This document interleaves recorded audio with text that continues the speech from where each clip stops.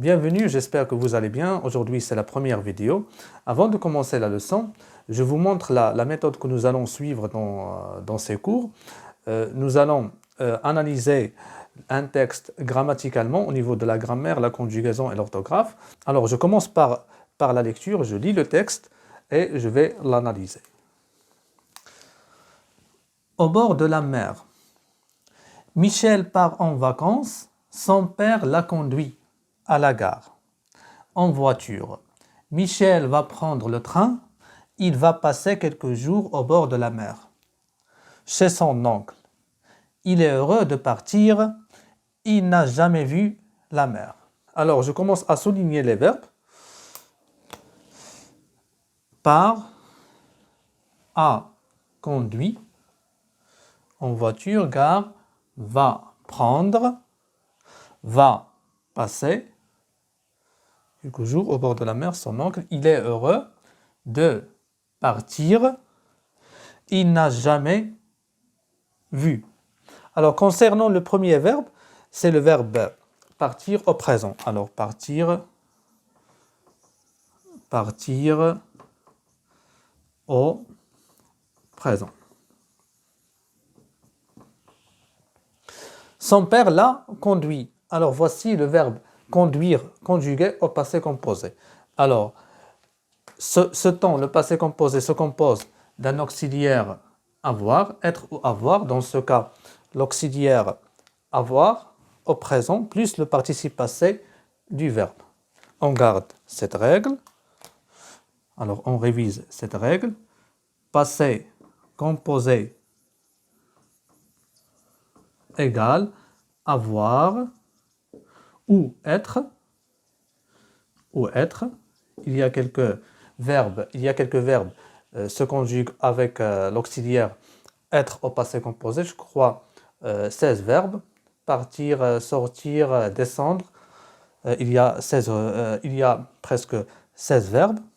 Plus le participe passé du verbe. Dans ce cas, le verbe conduire.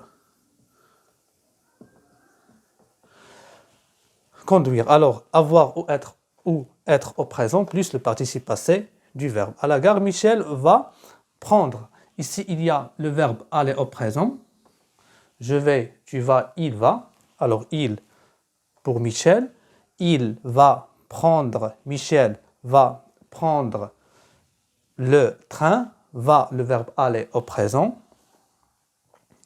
Alors, aller au présent.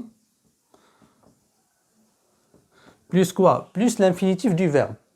Alors, on ne conjugue pas le verbe qui suit le verbe aller.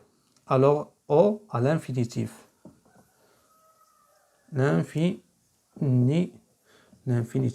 Alors, quel temps? C'est le futur proche. Futur proche. Alors, le futur proche égale aller au présent plus l'infinitif du verbe.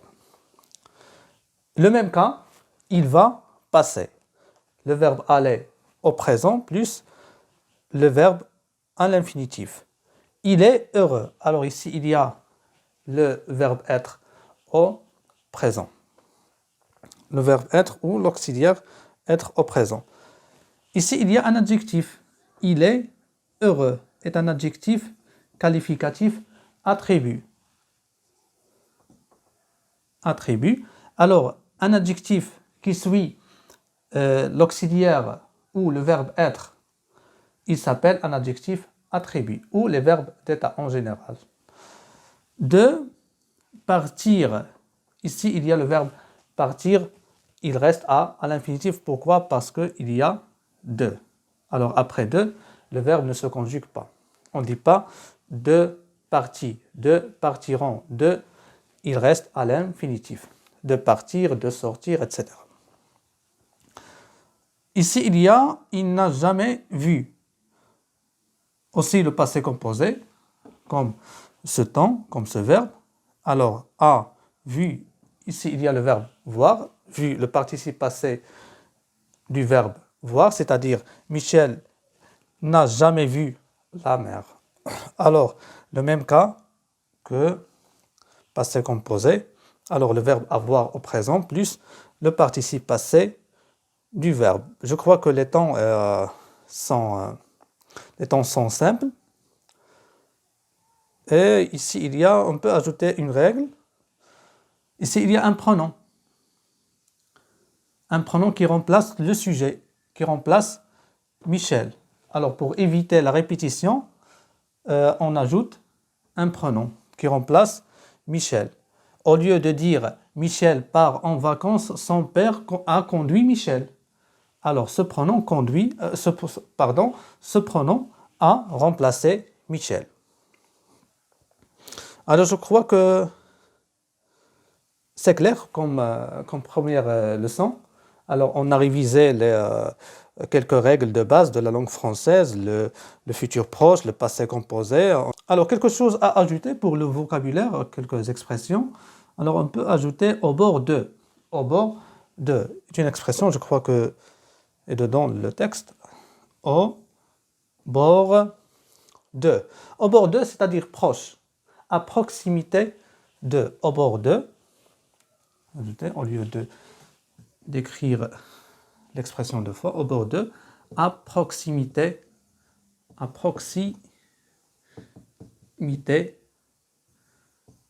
de, c'est-à-dire à proximité de la mer. Alors, je vous montre le résumé. Après, je vous propose un exercice. Je crois que ça suffit pour la vidéo d'aujourd'hui et à la prochaine.